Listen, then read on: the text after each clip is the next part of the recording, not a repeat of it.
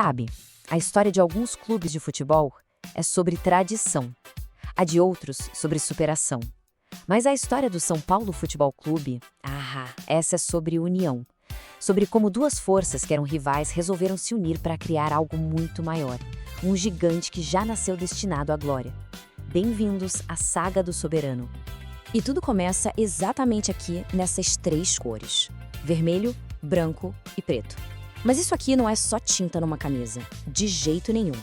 Isso é o DNA de duas tradições diferentes, costuradas juntas para forjar um destino único e grandioso. E essa, no fim das contas, é a essência do São Paulo. Não é um clube que simplesmente nasceu do zero. Ele foi forjado na união de antigos rivais. Uma origem única que, de certa forma, já parecia um sinal do que vinha pela frente. Um futuro de conquistas mundiais. Então, para a gente entender o tamanho desse gigante, a gente precisa voltar lá no começo, na origem tricolor, onde uma identidade poderosíssima foi forjada nessa união.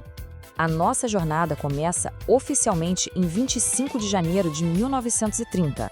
E essa data não é por acaso, viu? É o dia do aniversário da própria cidade de São Paulo. Isso criou, desde o primeiro momento, um laço simbólico e muito forte com as suas raízes. E aqui está o ponto-chave da história toda. O São Paulo não surgiu do nada.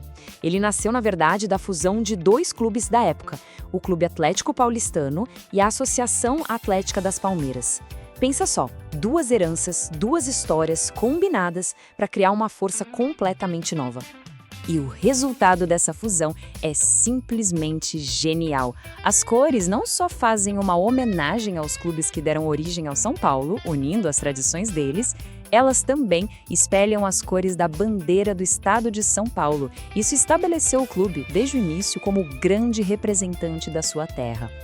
Ok, com a base formada, era hora de mostrar a que veio, certo?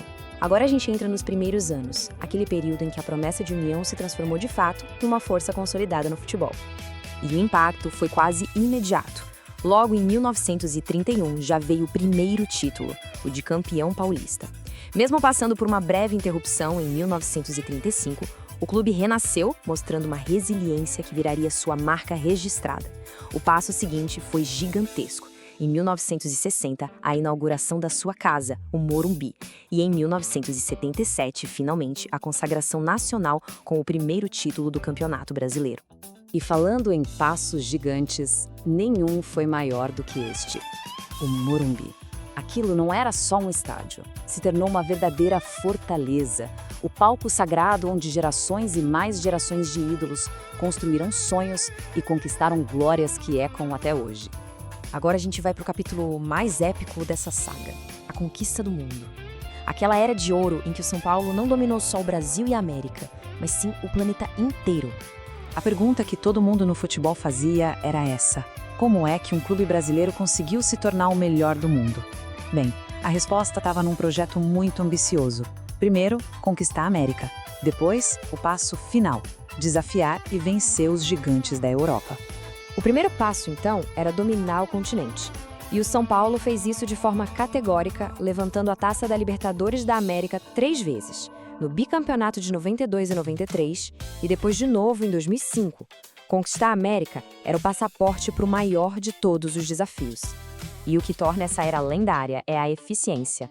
O desafio mundial foi aceito e vencido. Para cada uma daquelas 3 Libertadores, veio um título mundial correspondente. 3 conquistas continentais, 3 vezes no topo do planeta. Uma simetria que beira a perfeição. E não foram vitórias contra qualquer um, não.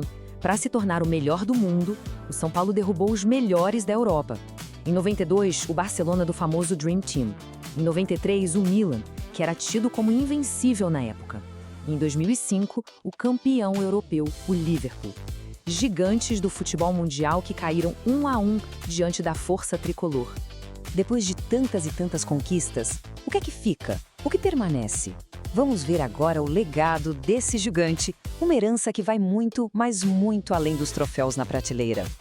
Então, qual é o legado do São Paulo? Bom, ele vive na paixão de dezenas de milhões de torcedores. Ele está na memória dos ídolos que inspiraram gerações inteiras. E ele se manifesta no status do clube como uma potência continental e, claro, como uma peça fundamental na própria história do futebol brasileiro. No fim das contas, a história toda se resume a isto. O São Paulo é mais do que um clube. É uma verdadeira instituição que, com a sua grandeza, ajudou a projetar o nome do Brasil para o mundo. A prova de que a união pode, de fato, conquistar o planeta. A verdadeira saga de um soberano.